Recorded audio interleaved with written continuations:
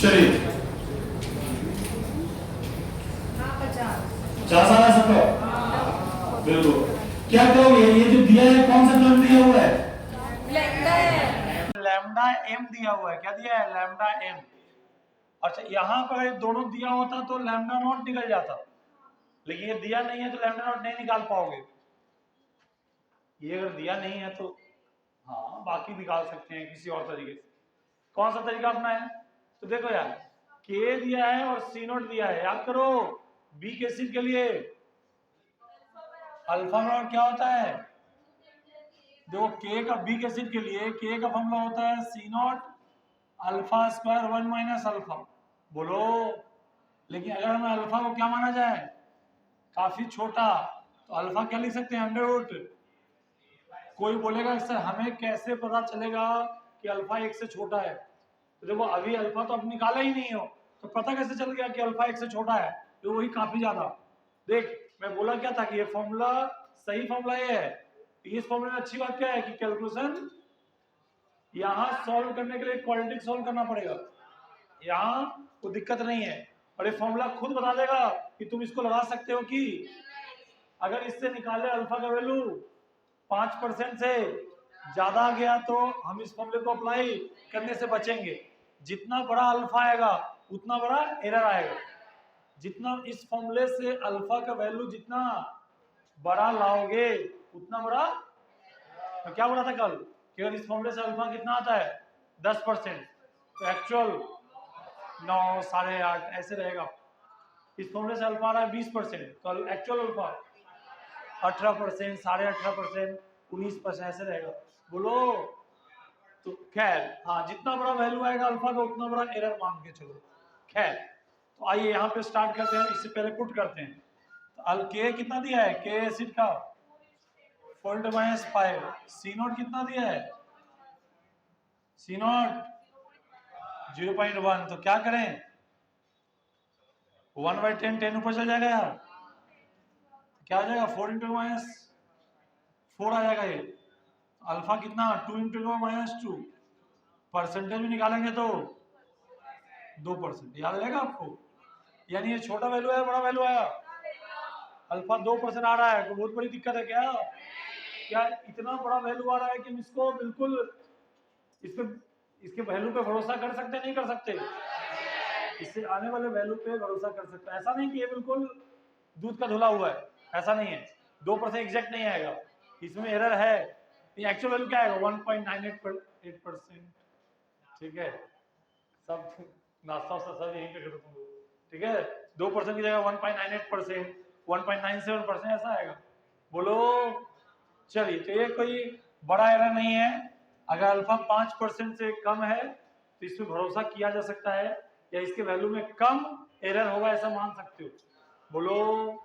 तो अल्फा का दूसरा फॉर्मूला क्या है? कल बताए थे, lambda M by M not.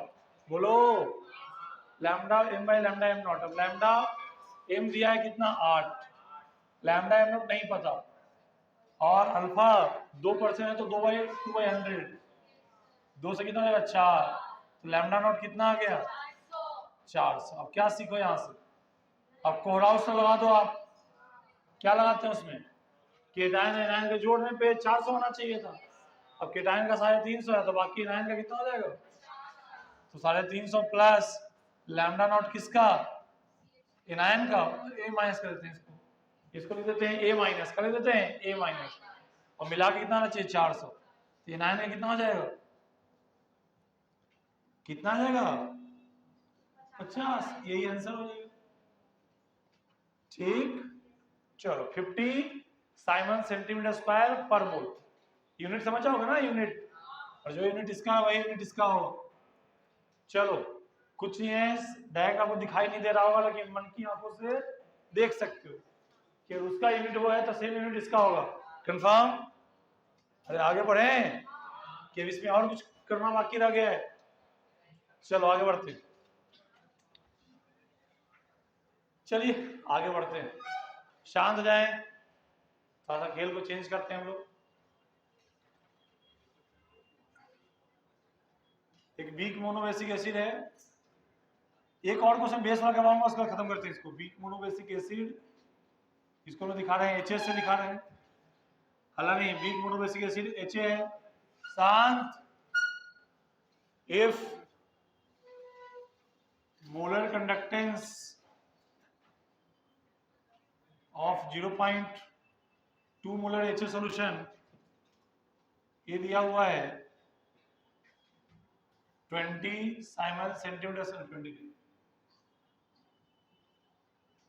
हालांकि 50 साइमन सेंटीमीटर स्क्वायर पर मोल, हला नहीं, ठीक। और अगर अपने पास क्या है, लैम्डा नॉट जो H प्लस का है वो मान लो देता हूं 350 Simon centimetre square per mole, lambda not of A minus दिया हुआ है, वो दिया है 150 साइमन सेंटीमीटर स्क्वायर पर मोल। देन फाइंड क्या,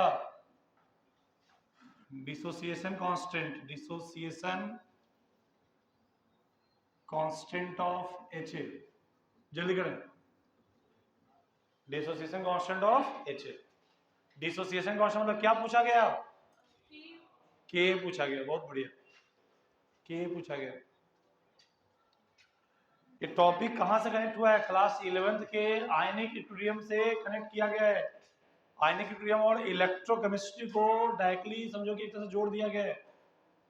इलेक्ट्रोकेमिस्ट्री थोड़ा 12th में फिजिकल केमिस्ट्री के अंदर टफ चैप्टर क्यों माना जाता है, क्योंकि इसमें रेडॉक्स, मोल कॉन्सेप्ट और सॉल्यूशन और आयनिक इक्विलिब्रियम सब यूज हो जाता है।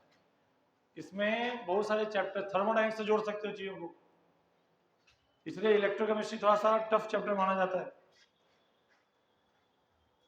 जल्दी करें, तो लंबा भी है, काफी कुछ पढ़ने को है इसमें, जल्दी। 2 × 10⁻⁻6 -3, 2 × 10⁻³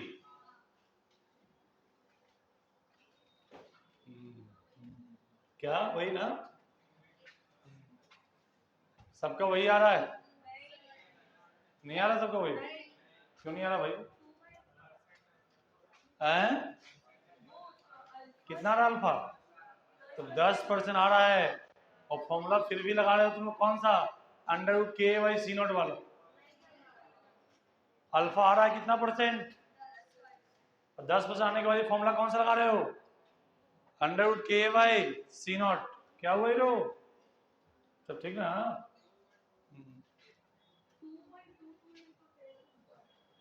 2.22 जानते हो, 2 × 10⁻³ भी ऑप्शन में रहेगा और 2.22 वाला भी ऑप्शन में रहेगा, और अधिकांश बच्चे 2 × 10⁻³ मार के आएंगे, और उसके बाद आगे क्या कहेंगे कि सर जानते हैं सिली मिस्टेक हो गया, तो सिली मिस्टेक नहीं हुआ है, तो पाप की हो, क्या की हो, क्योंकि आपको इतना कुछ आयनिक इक्विलिब्रियम में कॉन्सेप्ट सिखाया गया, इलेक्ट्रोकेमिस्ट्री में सिखाया गया कि वो दोनों फॉर्मूले में कब कौन से फॉर्मूले में बिलीव करना है। ये फॉर्मूला क्या है, आसान है लेकिन रिस्की है, क्यों, बड़ा एरर आ सकता है इससे।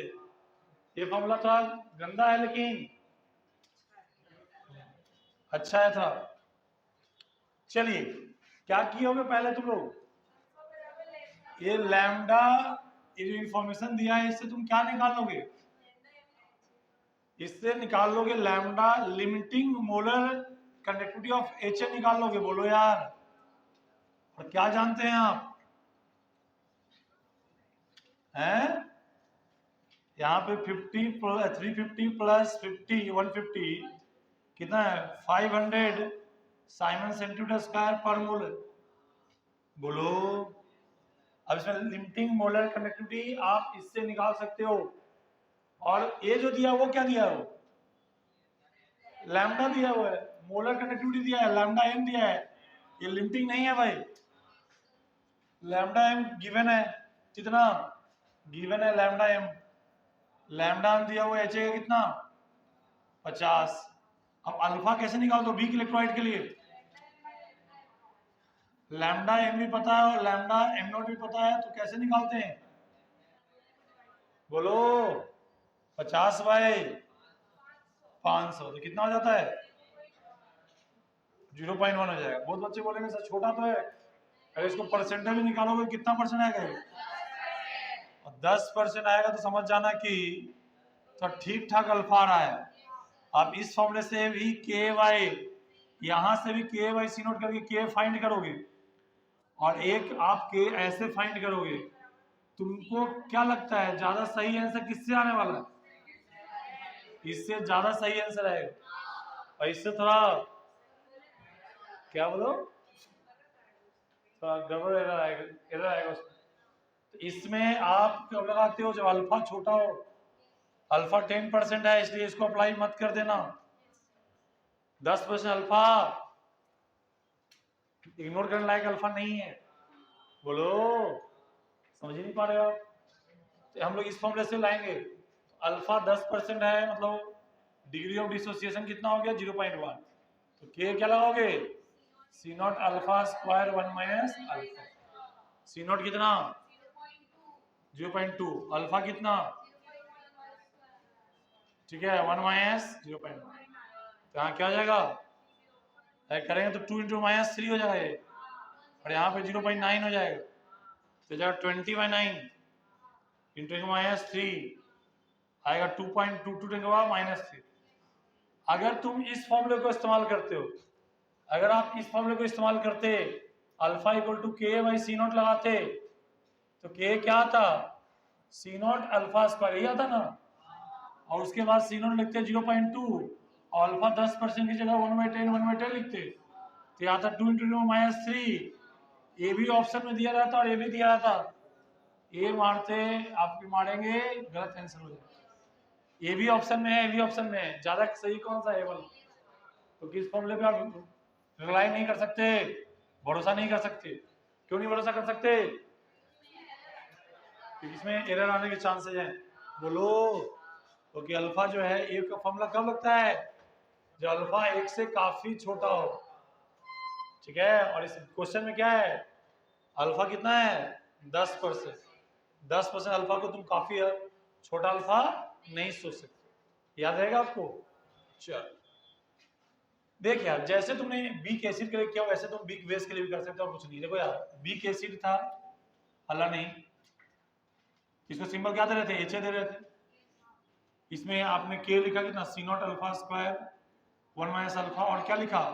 अगर अल्फा 1 से काफी छोटा है तो अल्फा बराबर, देखो जो बच्चे यहाँ बैठे हैं कम से कम फॉर्मूला 10 से 12 बार लिख चुके हो। इस चैप्टर में 2-3-4 बार तो इस चैप्टर में लिखवा दिया, आयनिक में भी आपको कम से कम 10 बार लिखाया जाता है। ये सब फॉर्मूले बहुत बार यूज करना है, क्योंकि ये कहाँ आया? आयनिक में आएगा। दूसरा सॉल्यूशन चैप्टर में आया, 1 to फैक्टर में जोड़े थे इसको। फिर तीसरा इलेक्ट्रिक मशीन में आ रहा है, ये काफी जगह आपको यूज होने वाला है। फिर यहाँ बीक बेस है, मान लो बीक बेस को लेते हैं, रैंडम बीक बेस लेते हैं कोई, मान लो BOH लेते हैं, ऐसे ही सिंपल। ये कैसे टूटेगा पानी के अंदर? बीक बेस है तो 100% तो टूटेगा नहीं, तो बिल्कुल उसके जैसा ही आपको लिखना है। बस के की जगह क्या है? के भी है। वहां C nought alpha square minus alpha होगा, यहाँ भी वही होगा, बस के भी क्या होगा? वहां डिसोसिएशन कांस्टेंट फॉर एसिड और डिसोसिएशन कांस्टेंट फॉर बेस। बोलो ठीक है। वहां भी जैसे अल्फा को काफी छोटा माने थे 1 से, तो क्या हो गया था? अल्फा इक्वल टू अंडर के बाई सी नॉट। यहाँ क्या है? अल्फा इक्वल टू अंडर के बी बाई सी नॉट। याद रहेगा? देखो मैं जितने भी क्वेश्चन करवाया सब एसिड में लगवाया। आप ये मत सोचना कि सर सिर्फ एसिड वाले में लगा सकते हैं, क्या कॉन्सेप्ट? नहीं, ये आप किस पे लगा सकते हो? बेस पे भी लगा सकते हो। बस वहां पे के की जगह क्या होगा? के भी होगा। बाकी सभी टर्म्स, बस एसिड छूटेगा तो हमें H+ देगा, और बेस छूटेगा तो क्या देगा हमें? OH-। याद रहेगा आपको? जो लोग क्लास 11th में आयनिक ढंग से पढ़े हो, आपको पता है कॉमन आयन इफेक्ट वगैरह होता है, ये फॉर्मूला भी नहीं लगता है, लेकिन वो उसमें नहीं जाने वाला। वो आयनिक इफेक्ट में आप पढ़ चुके हो, और जो नहीं पढ़े हो पढ़ेंगे। ठीक है, इसलिए मैं उस पर डिटेल में नहीं जा रहा हूँ, बस दिमाग में आपको इंड्यूस कर रहा हूँ कि जैसे हम लोग इस फॉर्मूले को देख के क्या सोच रहे हैं? हंसी आ रही, घटिया फॉर्मूला है, जब अल्फा काफी छोटा रहेगा तब लगाएंगे। और इस फॉर्मूले को देख के बहुत अच्छा लग रहा है आपको कि क्या बढ़िया फॉर्मूला है। इस फॉर्मूले के पीछे भी क्या है, टर्म्स एंड कंडीशन है। क्या है, क्या टर्म्स एंड कंडीशन है? इसमें कोई कॉमन आयन इफेक्ट जैसा कुछ ना हो, ठीक है। एक टर्म सुनोगे कॉमन आयन इफेक्ट, ठीक। तो ऐसा फॉर्मूले के भी अपनी एक लिमिटेशन है, बोलो। लेकिन हम उतना ज्यादा डिटेल में नहीं जा रहे हैं, आगे वीडियो में पढ़ेंगे, या जो पढ़ चुके हैं वो पढ़ लिए हैं, जो नहीं पढ़ेंगे वो आगे पढ़ने वाले हैं। मिटा दूं उसको, चलिए आगे बढ़े। चलिए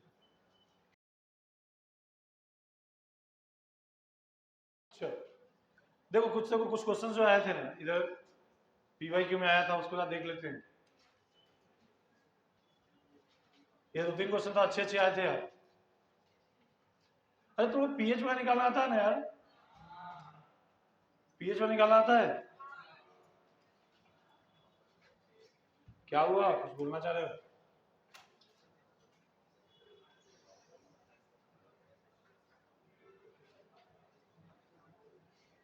अरे क्वेश्चन कराऊंगा इस कॉन्सेप्ट पे, इस क्वेश्चन पे तो सुनो। इस कॉन्सेप्ट पे ऑलरेडी एक बार जेईटी एडवांस 2015 में क्वेश्चन पूछ चुका था। जो जेई एडवांस 2015 में पूछा था वही क्वेश्चन का पूछा, जेई में 2025 में पूछा है, ठीक है। सेम कॉन्सेप्ट है, बस डेटा तो चेंज किया है। वो जो एडवांस वाला था वो ज्यादा कैलकुलेशन वाइज इजी था, कैलकुलेशन वाइज जेई मेंस में से कंपेयर में एडवांस वाला ज्यादा इजी था। हाँ सर, एसी बंद कर दूं? बहुत जेन्युइन क्वेश्चन पूछा है, मुझे लगा कुछ डाउट पूछेगा मेरे से। आइए बनाइए क्वेश्चन को। देखो जिन लोगों को नहीं पता उनको बता देता हूं। पीके पीके पूछ रहा है, मतलब क्या पूछ रहा है आपसे, माइनस लॉग बेस 10 के। पीएच लिखा है मतलब क्या, माइनस लॉग बेस 10। एच पे सब पता है कि भूल गए सब? पीओएच पूछा है मतलब ये सब चीजें याद रखिएगा। तो यहाँ पे तुम ध्यान से देखो, यहाँ पीके का डिफरेंस पूछा है। क्वेश्चन ढंग से पढ़िए, आपको समझ में आएगा क्या बोला जा रहा है। चलिए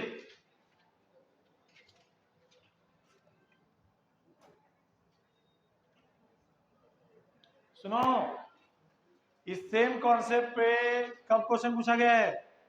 जेई एडवांस 15 में ऑलरेडी सेम कॉन्सेप्ट पे क्वेश्चन पूछ चुका था। 10-11 साल बाद क्या किया, 26 में पूछा। बोलो जल्दी करें।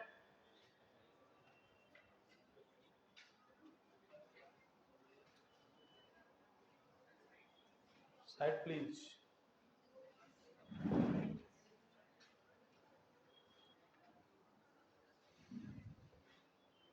क्वेश्चन ढंग से देखिए, दो एसिड है, जेड माइनस नियरली सेम है, ये दिया हुआ है, ये दिया हुआ है। अब फाइंड क्या करना है, फाइंड करना है किसको, पीके हटाओ, पीके किसका, एच क्यू माइनस पीके एच जेड, इसको फाइंड करना है। बोलो H Q minus H Z, इसको फाइंड करना है।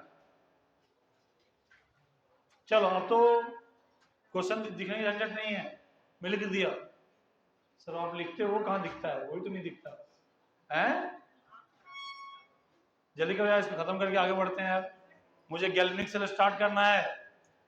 हाँ बोलो 2, सबका 2 आ रहा है, किसी का कुछ आ ही नहीं रहा सर।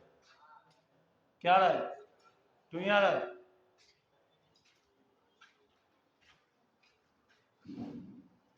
दो एसिड है, दोनों एसिड को बोला है वीक एसिड, दोनों वीक एसिड है।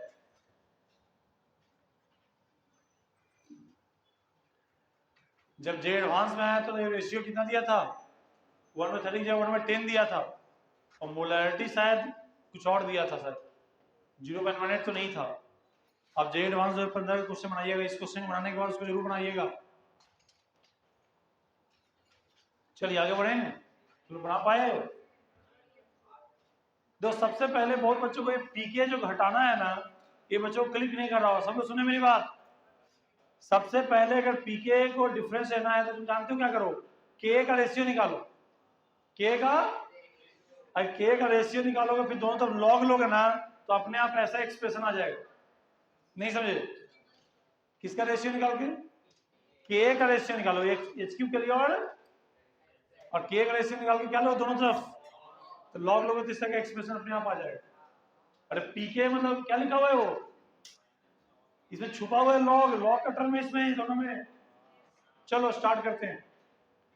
देख यार, सबसे पहली बात ध्यान से देख, एनायन का लैम्डा एम नॉट सेम दिया है और केटायन दोनों में H प्लस है, तो एनायन का अगर लैम्डा नॉट सेम है और केटायन सेम है, इसका मतलब तुम सीधे सीधे क्या बोल सकते हो, सीधे सीधे आप बोल सकते हो एच क्यू का लैम्डा एम नॉट और एच जेड का लैम्डा एम नॉट बराबर होगा। क्यों?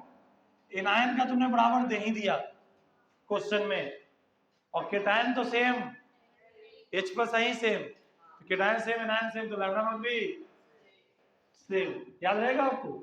अच्छा अब सुनिए, हला नहीं, अब क्या करते हैं, हाँ एक क्वेश्चन में लिखा हुआ जरूर अल्फा को काफी छोटा मानना है x, एक क्वेश्चन में दिया हुआ था, एक क्वेश्चन में दिया हुआ था अल्फा को क्या मानना है। क्यों ऐसा दिया हुआ रहेगा? क्योंकि अगर नहीं दिया रहेगा तो आप कौन सा फॉर्मूला लगाएं, ए लगाएं कि ए लगाएं, इसमें कंफ्यूजन रहेगा। और अल्फा जैसे ही एक से छोटा दे दिया बहुत ज्यादा, आ जाओ यहां से, तो हम क्या करने वाले हैं ध्यान सुनिए, लैम्डा का रेशियो दिया है, अल्फा क्या होता है, लैम्डा में लैम्डा नो, मैं अल्फा का रेशियो लेता हूं अल्फा 1 बाई अल्फा 2, तो किसका रेशियो आ जाएगा, लैम्डा एम बाई लैम्डा 2, इसका रेशियो दिया तो है कितना 1/30, मैं 1 इसको मान लेता हूँ, एच क्यू को मान लेता हूँ, एसिड कौन सा पहला, और इसको मान लेता हूँ कौन सा एसिड दूसरा, बोल दे यार, कोई बोलता ही नहीं है, 1 और 2 बोल दिया इसको। अल्फा का रेशियो ऐसे, अल्फा ये होता है लैम्डा नॉट कट गया, तो अल्फा का जो रेशियो है लैम्डा का रेशियो, लैम्डा का रेशियो दिया है 1/30, और अल्फा तुम क्या लिखोगे, क्योंकि गिवन क्या है अल्फा एक से काफी छोटा दिया है, तो अल्फा क्या हो जाएगा अंडर रूट के बाई सी नॉट दिया है, बोलो, बोलता ही नहीं।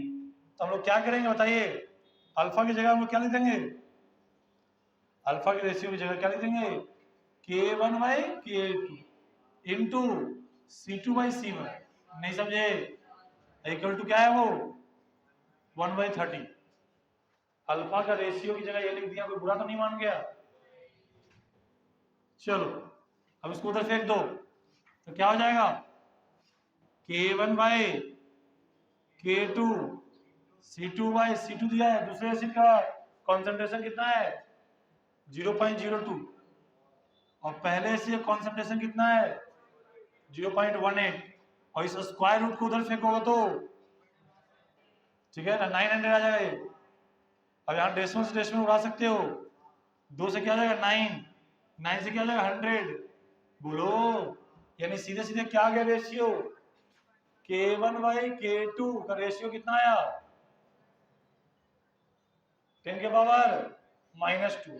अब दोनों तरफ लेते हैं लॉग, क्या लेते हैं दोनों तरफ, तो लॉग k1 बाई k2 कितना आ जाएगा, अरे यार टेकिंग लॉग बोथ साइड, यहां पे इसको क्या करने वाले हैं अलग अलग करके लिख दो, बेसिक प्रॉपर्टी पता है ना लॉग का, k2 यहाँ -2 आगे आ जाएगा, और लॉग बेस 10 है और 10 का वैल्यू 1 हो जाएगा।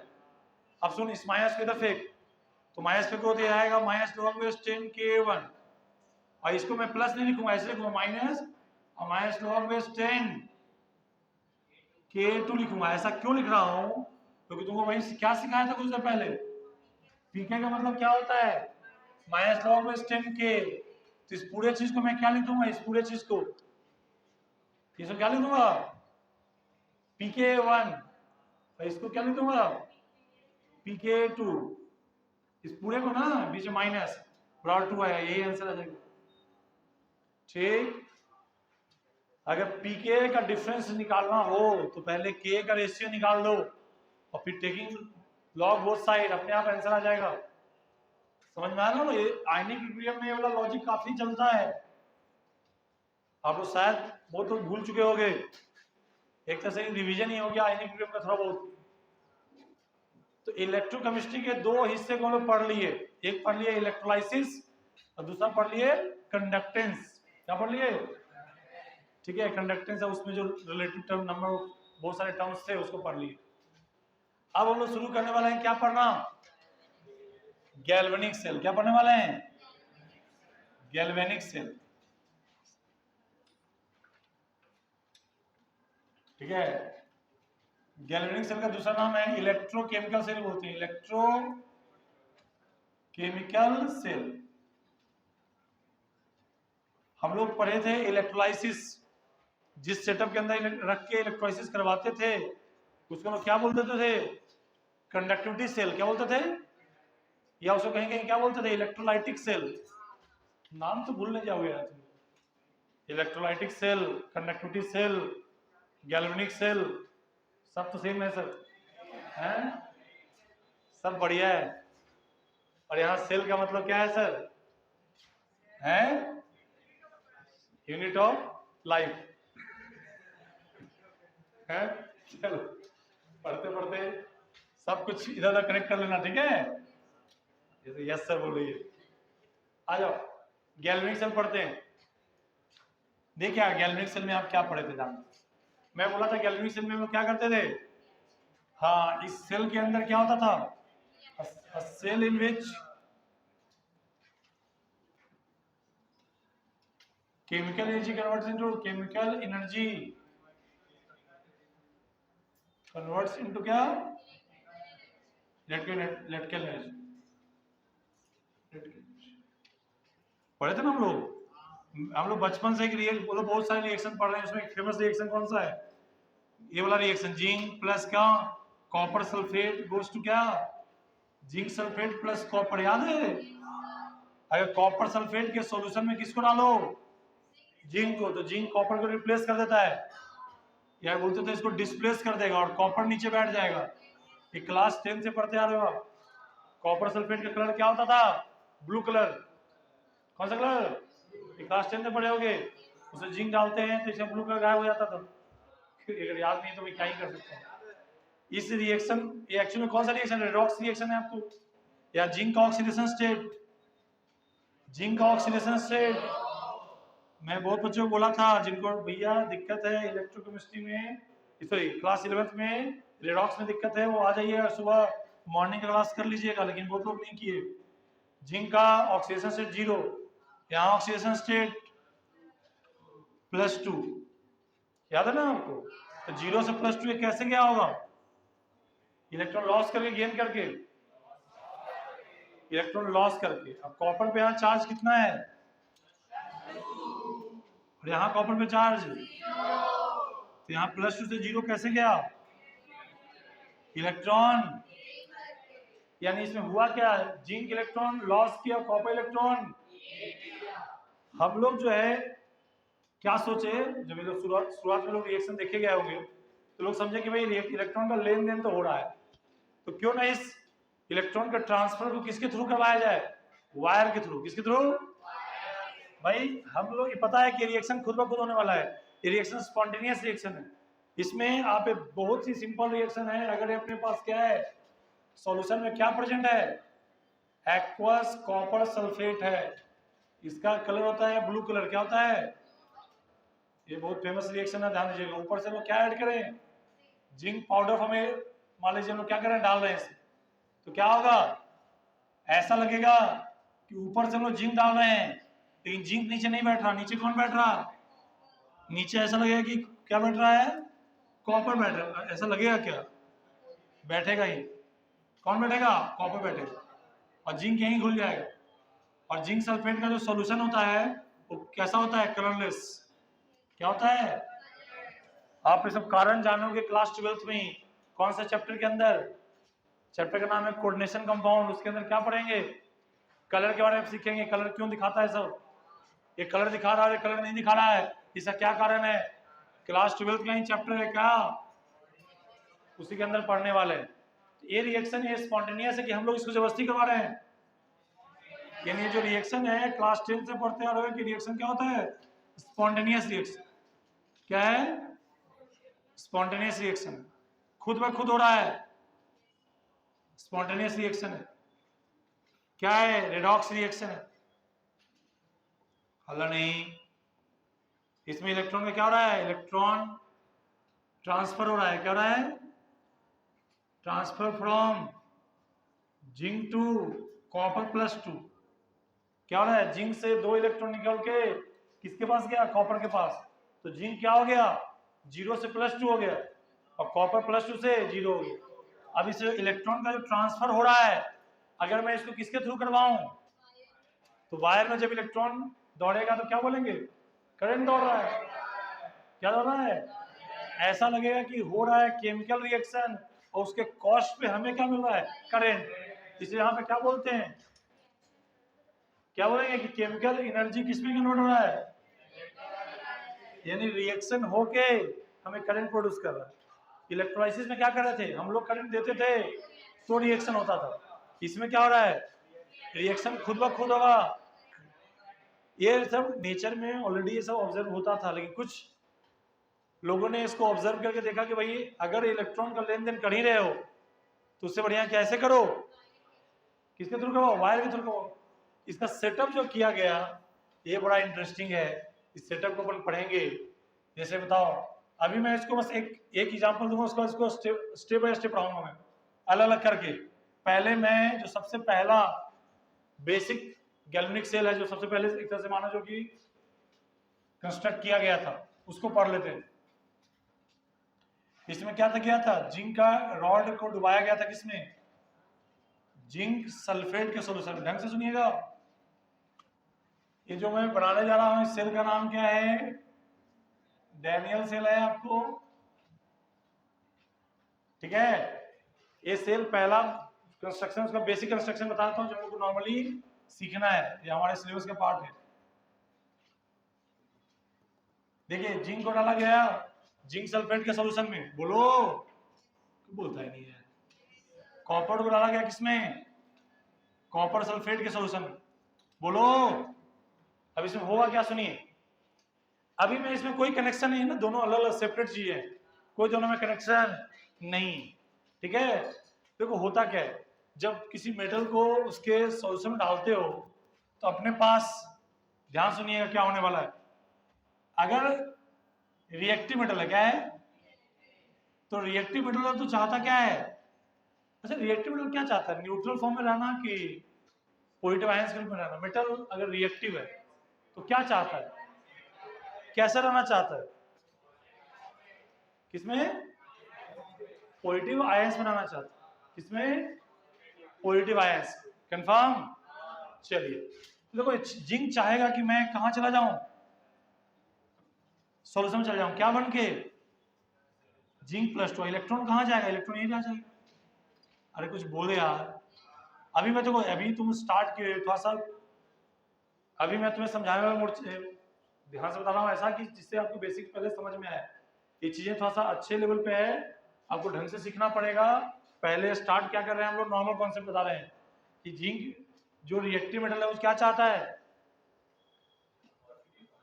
पॉजिटिव आयंस बनाना चाहता है। तो जिंक क्या चाहेगा, बहुत सारे जिंक आपको रॉड से निकल के कहाँ आना चाहेंगे, सॉल्यूशन में, और जिंक सॉल्यूशन में आएगा तो क्या बन के, जिंक देखो जो यहाँ पे कॉपर क्या है, न्यूट्रल, तो कॉपर सॉल्यूशन घुला के नीचे बैठा, ये जिंक जो है ऐसे फॉर्म में घुल रहा है क्या पानी के अंदर, नहीं, जिंक का सॉल्ट पानी में घुल रहा है, जिंक नहीं। कॉपर का सॉल्ट पानी में घुला हुआ था, कॉपर नहीं। ऐसे तो घर में एक्सपेरिमेंट कर सकते हो, आयरन को पानी डालते तो घुलता है क्या, आयरन नीचे बैठता है, तो आयरन के सॉल्ट पानी में घुलेंगे, आयरन के सॉल्ट पानी में घुलेंगे, आयरन खुद पानी में नहीं घुलता, बोलो। तो यहाँ जिंक जो है, जिंक का रॉड है पानी में नहीं घुलेगा, जिंक से जिंक +2 के रूप में निकलेगा और वो इलेक्ट्रॉन ही छोड़ेगा, बोलो। एक समय समझिए, यानी ये जो रॉड हुआ, हल्ला मत करो, ये रॉड कुछ देर में क्या अटेंड कर लेगा, ये रॉड यहाँ पे जो है आपको इस रॉड पे आएगा कुछ निगेटिव चार्ज एक्युमुलेशन होगा और सॉल्यूशन धीरे धीरे क्या हो जाएगा, पॉजिटिवली चार्ज। क्यों, अरे जिंक और सल्फेट पहले चार्ज के हिसाब से एक दूसरे को बैलेंस किए हुए था, लेकिन अब क्या हुआ, एक्स्ट्रा जिंक आ गया, क्या गया, एक्स्ट्रा जिंक आया तो क्या हो जाएगा, एक्स्ट्रा जिंक आएगा तो सॉल्यूशन हो जाएगा क्या, पॉजिटिव। ये जो एक्स्ट्रा जिंक +2 है वो इस रॉड को इस तरह से घेरे रहेगा, जिंक +2 जिंक +2, समझ में आ रहा आपको। ये जो एक्स्ट्रा जिंक प्लस 2 है क्या रहेगा उस रॉड को, ठीक है। अब इसके बीच में एक पोटेंशियल डिफरेंस क्रिएट होगा, सॉल्यूशन क्या हो गया पॉजिटिव, रॉड क्या हो गया, और आप लोग बेसिक इलेक्ट्रोस्टैट तो पढ़े ही हो, एक जगह पॉजिटिव एक जगह निगेटिव, तो उसके लिए क्या हो गया पोटेंशियल डिफरेंस क्रिएट हो गया। क्या क्रिएट हो गया, इसी को हम लोग बोलते हैं इलेक्ट्रोड पोटेंशियल, या अगर यहाँ पे ऑक्सीडेशन हो रहा है तो ऑक्सीडेशन पोटेंशियल बोल सकते हैं। जैसे नॉर्मली हम क्या बोलते हैं इलेक्ट्रोड।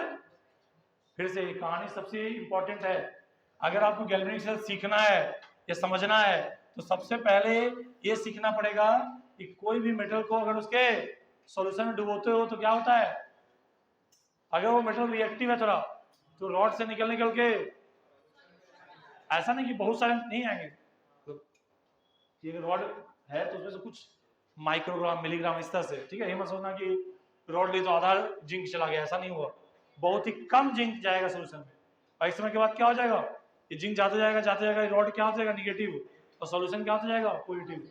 एक समय के बाद पोटेंशियल डिफरेंस क्रिएट होगा और जिंक प्लस 2 जाने नहीं देगा सॉल्यूशन, अरे निगेटिव चीज पॉजिटिव को दूर जाने देगा क्या अपने से, तो एक समय के बाद इक्विलिब्रियम एस्टेब्लिश कर लेगा, और जब इक्विलिब्रियम एस्टेब्लिश करेगा उस समय क्या होगा, ये सॉल्यूशन होगा पॉजिटिव और रॉड होगा, इसके बीच में क्या डिफरेंस क्रिएट होगा पोटेंशियल डिफरेंस, उस पोटेंशियल डिफरेंस को क्या बोलते हैं इलेक्ट्रोड पोटेंशियल, क्या बोलते हैं क्या बोलते हैं। मैं देवांश को देख रहा था तो देवांश मेरे को देखा, फिर वो देखा किसको सजल को, सजल नीचे देख रहा था तो देवांश को लगा कि सजल को देख रहे हैं, समझ रहे हो। वो खुद पहले पता नहीं खोया हुआ था, और जैसे ही जागा वैसे ही बगल वाले को जगाया कि भाई तुमको देख रहे हैं सब, मुझे कहाँ देखेंगे, मुझे तो क्या नहीं, वो उसको लगा नहीं कि मुझे देखा जा रहा है, उसको लगा कि सजल हेड डाउन किए हैं तो सर उसको देख रहे होंगे। इधर देखिए शांत हो जाएंगे। अब देखो यार ये जिंक प्लस 2 है, ऐसे ही मान लो दूसरा मेटल है, ये जरूरी नहीं कि हर बार मेटल से ही आयन सॉल्यूशन में है, कभी कभी सॉल्यूशन से भी डिपेंड करता है किस पे, क्यों मेटल रिएक्टिव मेटल है कि जो रिएक्टिव मेटल है वो चाहता है किसके रूप में रहना है, और पॉजिटिव आयंस के रूप में, और जो रिएक्टिव नहीं है वो क्या चाहता है न्यूट्रल होना। अगर उसके पास कोई स्कोप है तो ऐसे कर लेगा। देखिए इधर अपने पास मान लीजिए क्या है कॉपर है, क्या है कॉपर का रॉड है, क्या होगा बताओ, यहाँ जो कॉपर सल्फेट होगा सोल्यूशन में वो कॉपर प्लस 2 और सल्फेट 2 माइनस, बोलिए अब कॉपर प्लस 2 क्या होगा, देखो तो कॉपर यार रिएक्टिविटी सीरीज याद है आप लोग को, क्या याद है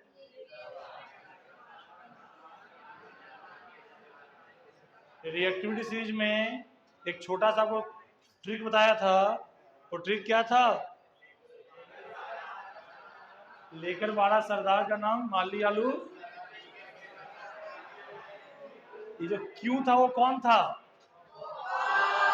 कॉपर रिएक्टिविटी सीरीज में ऊपर है कि नीचे है, इसमें ऐसा हो सकता है कि कॉपर जो प्लस 2 है उस सॉल्यूशन से कहां जाए रॉड पे, अब रॉड पहले से न्यूट्रल है, कि कॉपर प्लस 2 आएगा तो कॉपर प्लस 2 क्या करेगा 2 इलेक्ट्रॉन गेन करेगा और खुद जाएगा न्यूट्रल। अब यहाँ पे इलेक्ट्रॉन इस जो पहले से सेटअप है उससे इलेक्ट्रॉन लिया तो यहाँ क्या बचेगा, देखो यहाँ से क्या हुआ था जिंक गया था न्यूट्रल, जिंक पॉजिटिव बन गया था, इलेक्ट्रॉन छोड़ गया था एक्स्ट्रा, तो रॉड निगेटिव सॉल्यूशन पॉजिटिव, और यहाँ क्या होगा सॉल्यूशन से कॉपर प्लस 2 रॉड पे जा रहा है तो धीरे धीरे सॉल्यूशन में एक्स्ट्रा क्या बचेगा, अरे पहले कॉपर सल्फेट की संख्या बराबर थी, अब कॉपर चला गया तो एक्स्ट्रा क्या बचेगा एक्स्ट्रा सल्फेट आयन बचेगा, बोलो, और रॉड धीरे धीरे क्या हो जाएगा पॉजिटिव, तो इसको कौन घेरेगा इस पॉजिटिव रॉड को सल्फेट आयन से घेर लेगा इसको, और सॉल्यूशन निगेटिव और रॉड तो इसके बीच में एक पोटेंशियल डिफरेंस क्रिएट होगा, क्या क्रिएट होगा इसको क्या बोलेंगे इलेक्ट्रोड पोटेंशियल। अब देखिए यार कुछ मेटल में मैं ऐसे बोल दिया कि पॉजिटिव होगा निगेटिव होगा, जैसे जिंक में मैं बोल दिया कि जिंक कॉपर से क्या है ज्यादा रिएक्टिव है, तो जिंक क्या चाहेगा जिंक प्लस 2 बनना, और कॉपर क्या है, तो क्या होता है, कॉपर +2 से क्या बनना चाहता है, ठीक है। अब देखो अभी मैं एक एग्जांपल से स्टार्ट किया हूं, ऐसे बहुत सारे पेयर ऑफ इलेक्ट्रोड्स मिलने वाले हैं, उसमें कुछ इलेक्ट्रोड्स जो है वो क्या बनेंगे, कैटायन के एनायन, डिपेंड करता है कि उसको किसके साथ कपल किया गया, किसके साथ, ठीक है। इसी का तो ध्यान रखिएगा। बोलो, ये मैं आपको नॉर्मल सिचुएशन बता रहा हूँ, क्या बता रहा हूँ, ऐसा जरूरी नहीं है कि हर बार कॉपर +2 सोल्यूशन से कॉपर बनेगा। आपके पास ये मेटल है, मेटल का सोल्यूशन है, अब इसमें वहां से लोग यहाँ आएंगे कि यहाँ से लोग वहां जाएंगे, ये सिर्फ इस पर भी डिपेंड नहीं करता, इस पर भी डिपेंड करता कि किसके साथ कपल किया गया। नहीं समझ में आ रहा आपको? गैल्वेनिक सेल जब भी पढ़ोगे तो आपको दो हिस्सा पढ़ाया जाएगा, एक कैथोड एक एनोड, एनोड पे होगा ऑक्सीडेशन, कैथोड पे क्या होगा, रिडक्शन। अब कोई एक इलेक्ट्रोड अपने आप में कैथोड एनोड नहीं होता, कभी कभी वो इस बात पे डिपेंड करता है उसका कपलिंग, यही जिंक का कपलिंग कॉपर से किया गया, तो जिंक ज्यादा रिएक्टिव, कॉपर कम रिएक्टिव, तो जिंक हो जाएगा एनोड, कॉपर हो जाएगा कैथोड। और यही जिंक का कपलिंग किससे करते हैं, मैग्नीशियम से, तो मैग्नीशियम ज्यादा रिएक्टिव है, तो मैग्नीशियम क्या हो जाएगा, एनोड, और जिंक हो जाएगा कैथोड। तो जिंक ऐसा कोई फिक्स चीज नहीं है, खोए हैं दोनों लास्ट बेंच पे। जिंक ऐसा नहीं यूनिवर्सल नहीं होता कि यूनिवर्सल एनोड ही रहेगा, ये कैथोड ही रहेगा, ऐसा कुछ नहीं है। कोई चीज एनोड है कैथोड, डिपेंड करता है कि उसका कपलिंग किसके साथ की। जो ज्यादा रिएक्टिव मेटल होता है वो एनोड, जो कम रिएक्टिव मेटल होता है वो कैथोड, जनरली यही कपलिंग होता है। तो यहाँ पे मैं क्या सोच रहा हूँ, ये जो सबसे पहला डिजाइन बनाया गया था गैल्वेनिक सेल का, इसको क्या बोला गया था, डैनियल सेल। उसमें क्या किया जाता है, एक सेटअप लिए थे जिंक का, एक सेटअप लिए थे कॉपर का। अब इसमें कोई कनेक्शन नहीं, दोनों अलग अलग लेकर रखे हैं। तो कहानी क्या है, जिंक ज्यादा रिएक्टिव है तो जिंक से रॉड से लोग निकल के सोल्यूशन में आएंगे, और रॉड जगह नेगेटिव, सोल्यूशन जगह पॉजिटिव। इसमें कॉपर कम रिएक्टिव है, तो जो आयन है कॉपर है वो चाहता है क्या, अपने आप को न्यूट्रलाइज करना चाहता है, तो न्यूट्रलाइज करने रॉड पे जाएगा, तो रॉड पॉजिटिव, सोल्यूशन निगेटिव। यहाँ पे पॉजिटिव और निगेटिव के बीच में आपको पोटेंशियल डिफरेंस क्रिएट होगा ऐसे, यहाँ भी पोटेंशियल डिफरेंस क्रिएट होगा, इसमें रॉड निगेटिव है, इसमें रॉड पॉजिटिव है। हाँ तो कुछ बोल रहे थे, बोलो, समझ गए? अब सुनो, अब इस सेटअप को हम लोग क्या करते हैं, आपस में जोड़ते हैं, ढंग से सुनिएगा, इस सेटअप को आपस में जोड़ते हैं। बोलो, मान लो बल्ब लगा दिए, क्या लगा दिए, बल्ब। ये रॉड किसका था, जिंक का, ये रॉड किसका था, दोनों को वायर से जोड़ दिए हैं। पहला लाइन क्या बोला हूं मैं तुम्हें, पहला लाइन में तुम लोगों को क्या बोला हूं कि आपको जो इलेक्ट्रॉन का लेन देन करना है वो डायरेक्ट करवा दोगे तो कोई फायदा नहीं है, वायर के थ्रू करवाओगे तो हमें क्या मिलेगा, करंट। समझा पा रहा हूं मैं? तो जिंक है और यहाँ पे क्या है, कॉपर है, ठीक है, जिंक है और क्या है, कॉपर है। बोलो, तो यहाँ पे क्या होगा, यहाँ पे क्या होगा, जिंक, यहाँ जिंक सल्फेट है, एक्वस जिंक सल्फेट है, और यहाँ क्या है, एक्वस कॉपर सल्फेट। देख यार, इसके न्यूमेरिकल सब बहुत चिल्लर होते हैं, लेकिन इसका सेक्टर समझना शुरू में तो कि बच्चे को लगता है पता नहीं क्या चल रहा है। इसके questions, galvanic cell question exam में बहुत ही आसानी से बनेगा, बहुत सस्ता। तुमको जानते हो, अगर तुमको न्यूमेरिकल क्वेश्चन आता है तो सबसे आसानी से इसी पोर्शन से क्वेश्चन बनेगा तुम्हें, लेकिन इसका सेटअप शुरू में समझना मुश्किल होता है। मतलब ये न्यूमेरिकली ये क्या है, बनाना आसान है, लेकिन समझना इसको थोड़ा मुश्किल है, कठिन है, आसान नहीं है यार। अभी तुम लगा हुआ सेटअप कंप्लीट हो गया, नहीं यार, इतने में सेटअप कंप्लीट होता मजा ही आ जाता। तुमको जब एडमिशन से पढ़ाया हो तो बताया होगा कि फिजिक्स में आपको सिखाया गया होगा कि करंट फ्लो करने के लिए सबसे जरूरी बात है क्लोज लूप। यहाँ तो लूप अभी क्लोज ही नहीं हुआ है, अर्थिंग कर दी है सर, नहीं कुछ नहीं ऐसा किए। सब सुने थे, अभी सबसे पहले सुनिए कहानी क्या होगा। ये जिंक क्या होगा, जिंक +2 के रूप में यहाँ पे सॉल्यूशन को क्या कर दिया था, और रॉड को क्या कर दिया था, निगेटिव। यहाँ सॉल्यूशन हो गया था निगेटिव, रॉड हो गया था पॉजिटिव। अब सुनो, इलेक्ट्रॉन किधर से फ्लो होगा, इधर इलेक्ट्रॉन की डेंसिटी ज्यादा है इधर, तो इलेक्ट्रॉन यहां से यहां दौड़ना शुरू करेगा, इलेक्ट्रॉन ऐसे दौड़ेगा इधर से इधर, ताकि यहाँ क्या पोटेंशियल डिफरेंस क्या कहता है कि करंट हाई पोटेंशियल से और इलेक्ट्रॉन नेगेटिव चार्ज लो से, तो इलेक्ट्रॉन इधर जाएगा और करंट इधर जाएगा। बोलो, लेकिन सच्चाई बात पता है क्या, कि ये करंट जो है कुछ मिली सेकंड की बात, उसका बंद हो जाएगा। क्या बात करते हो सर, तो कुछ बहुत मतलब मिली सेकंड में बोल दिया ऐसे ही समझाने के लिए, मतलब वो जलेगा और खत्म बंद हो जाएगा, क्योंकि जैसे ही चार्ज न्यूट्रलाइज हुआ, करंट को फ्लो करने का पूरा प्रॉपर लूप ही नहीं है। जो थोड़ा बहुत चार्ज के कारण पोटेंशियल डिफरेंस कारण था, उससे करंट थोड़ा दौड़ेगा, और जैसे यहाँ चार्ज खत्म हुआ, यहाँ चार्ज खत्म हुआ, खत्म। बोलो, कोलेशन और नेगेटिव क्रिएट नहीं हुआ, नहीं यार, क्योंकि देखो ये सॉल्यूशन ऑलरेडी जिंक +2 एक्स्ट्रा है इसमें, ये नए जिंक +2 आने से रोकेगा। तो बोले देखो रॉड के चार्ज को तो तुम खत्म कर दिए, इलेक्ट्रॉन दौड़ गया, रॉड पे नेगेटिव कम हो गया, यहाँ पॉजिटिव कम हो गया, लेकिन सॉल्यूशन का पॉजिटिव कहाँ कम कोई किया, जिंक +2 जो ऑलरेडी बन चुका है वो कहाँ गायब हो रहा है, सल्फेट जो है एक्स्ट्रा है वो कहाँ गायब हो रहा है। तो इस सर्किट को पूरा करने के लिए और इस कंटेनर करंट को सस्टेन करने के लिए हम लोग क्या करते हैं, इसको और एक हिस्सा इसमें बाकी बच गया है, उसको बोलते हैं सॉल्ट ब्रिज। क्या बोलते हैं? अब जरूरी बात आ गई, इंपॉर्टेंट बात, यहां से यहां जोड़ेंगे, क्या जोड़ेंगे, एक होता है सॉल्ट ब्रिज। हल्ला नहीं, इस सॉल्ट ब्रिज की जरूरत क्यों है, सॉल्ट ब्रिज नहीं जोड़ेंगे तो कुछ देर के लिए करंट दौड़ा, उसके बाद करंट कुछ देर के लिए दौड़ेगा, उसके बाद करंट बंद हो जाएगा। सॉल्ट ब्रिज में ज्यादा एग्जाम्पल क्या रहते हैं, सुनिए इधर, KNO3 के सॉल्यूशन, NaO3 सॉल्यूशन, बोलो ऐसे रहते हैं। बोलो सर कोई भी क्या सॉल्ट ब्रिज में किसी का भी, तो सबसे पहले बात तो यहाँ पे जो रहेगा वो पेस्ट के रूप में रहेगा। क्या रहेगा? सॉल्ट ब्रिज में जो रहता है वो पेस्ट के रूप में रहता है, पेस्ट, ठीक है। सॉल्ट ब्रिज जो भी इलेक्ट्रोलाइट रखोगे, क्या बकवास कर रहे हैं तुम्हारे टूथपेस्ट में नमक है? देखो क्या हुआ है, क्या फालतू बातें करते हो, देखो ना समझ, सुने सुनो, क्या बल्ब नहीं जल रहा है, जल गया, ठीक है, हैं? क्या है? मक्खी आ गई, हल्ला नहीं, क्या हुआ तुम्हें?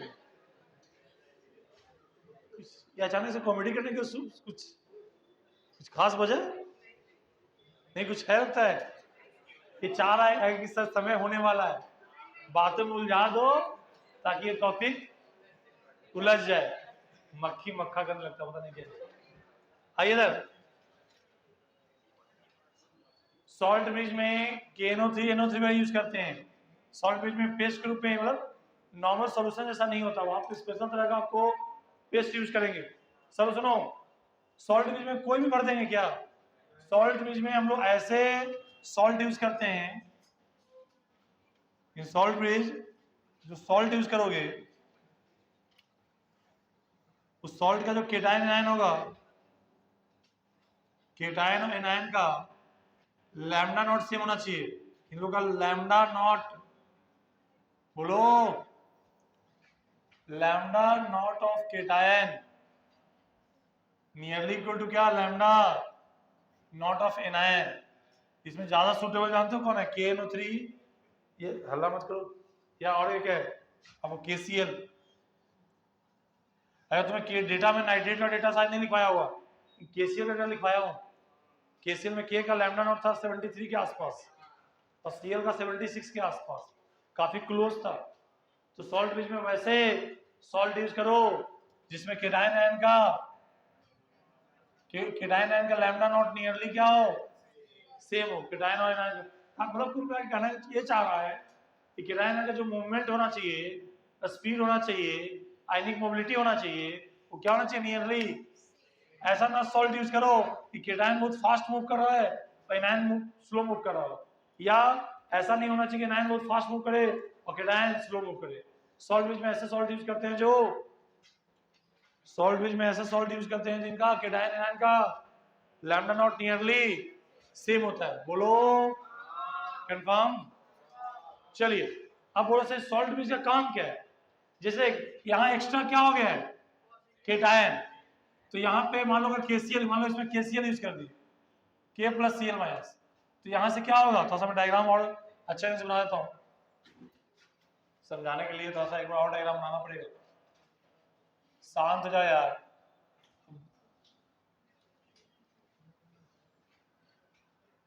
यहाँ मान लीजिए सॉल्ट ब्रिज में आपने क्या यूज किया, KCl यूज किया। अब KCl में K प्लस और Cl माइनस, ठीक है। अब देखिए यहाँ से क्या होगा, Cl माइनस इधर मूव करेगा और K प्लस इधर मूव करेगा। क्यों?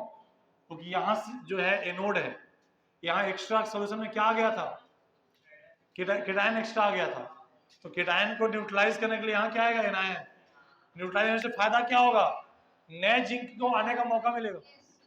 रॉड से नए जिंक आ सकते हैं किसमें, सॉल्यूशन में।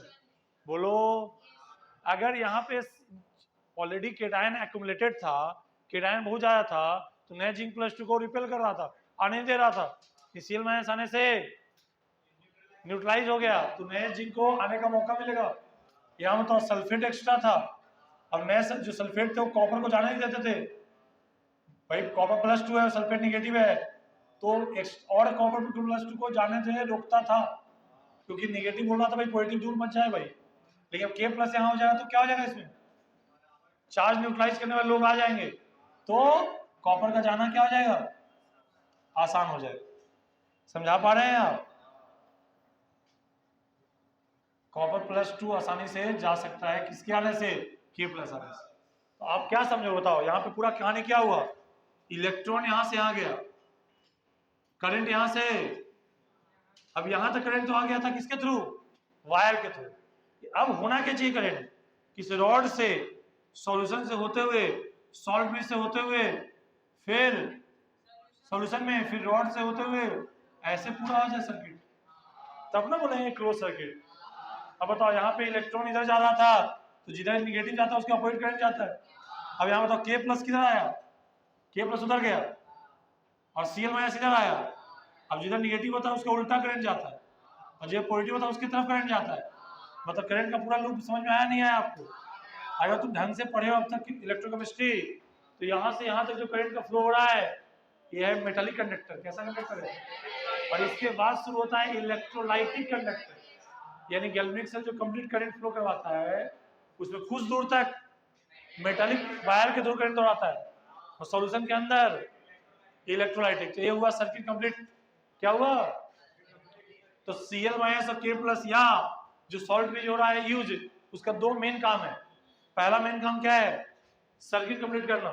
Application of salt bridge, application of salt bridge क्या है, सॉल्ट ब्रिज का मेन दो एप्लीकेशन है।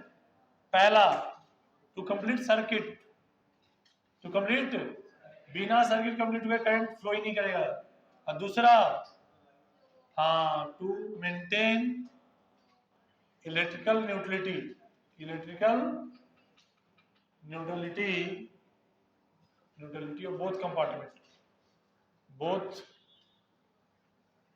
सॉल्यूशन। ये दो मेन काम है सॉल्ट ब्रिज का। सॉल्ट ब्रिज में किसको इस्तेमाल करते हैं, जिनके केटायन आयन के मूवमेंट का स्पीड जो है नियरली सेम हो।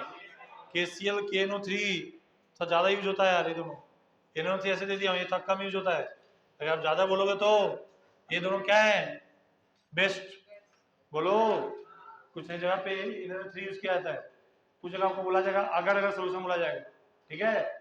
तो चलिए ये दो कहानी सिंपल सी बात है, यूज हम उसी को करेंगे जो इसका केटायन आयन का नियरली सेम हो। देखो यार, सोडियम प्लस और पोटेशियम प्लस के लैम्डा नॉट में अंतर है। सोडियम प्लस का लैम्डा नॉट 50 के आसपास था। अरे यार कोराउस का पढ़ाया तो उस समय बताया था मैं, ये 50 के आसपास है, 73 के आसपास। अगर मैं बोल रहा हूँ कि इन दोनों का लैम्डा नॉट नियरली सेम है और इन दोनों का लैम्डा नॉट में 23 का डिफरेंस है, तो इसके भी लैम्डा नॉट में डिफरेंस होगा ना यार। तो ज्यादा परफेक्ट केसीएल ये सब ज्यादा यूज में आते हैं, या यूं कहो कि वही ज्यादा यूज में आएंगे जिनका ये बराबर हो। बोलो ठीक है। चलिए कुछ कुछ थ्योरेटिकल पार्ट है, मैं वो डिप्यू देता हूँ, उसमें लिखवा के दे दूंगा यार, ठीक है। उसमें क्या क्या चीजें हैं, बहुत लिखवाने में समय लग जाता है। कॉन्सेप्ट समझ में आ गया आप लोगों को?